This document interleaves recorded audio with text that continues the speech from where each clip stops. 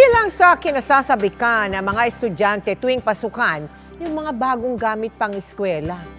Pero hindi lahat kayang bumili ng bago. Kaya bukod sa mga bagong classroom, handog din ng GMA Kapuso Foundation ang mga school supplies sa mga mag-aaral sa Polillo Island sa Quezon.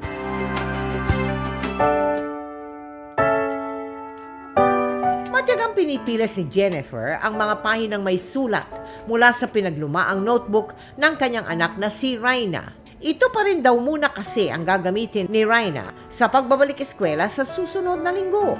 Wala pa raw kasi silang pambili ng bagong gamit dahil kulang ang 300 piso kada araw nakita ng kanyang mister sa pangingisda. Gagawa ko na lang po ng solusyon para po magamit po uli nila at habang po wala pa pong maibili, yung po muna pansamantala.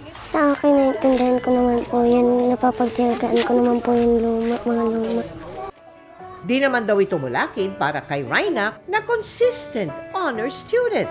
Kabilang si Raina sa mga estudyanteng makikinabang sa ipinatayong Kapuso School ng GMA Kapuso Foundation sa Binibitinan Elementary School sa Polillo Island na kayang harapin ang 300 km per hour na lakas ng hangin at intensity 8 na lindol. Kayo yung binibitinan. Doon ka binibitin, di ba? Doon ka umaasa. So ano ibig sabihin? Dapat matibay. Napakaganda ng pangitain ng pangalan ng inyong school.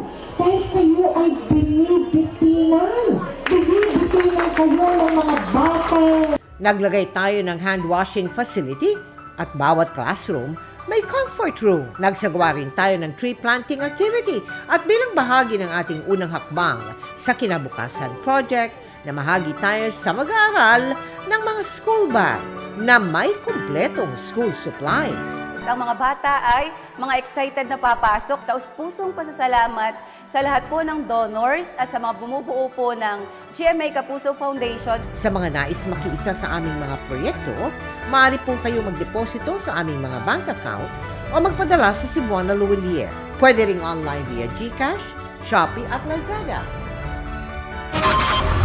Mga kapuso, kasama nyo kami 24 oras. Mag-subscribe sa GMA Integrated News sa YouTube. Sa mga kapuso abroad, bisitahin ang GMA Pinoy TV at www.gmanews.tv.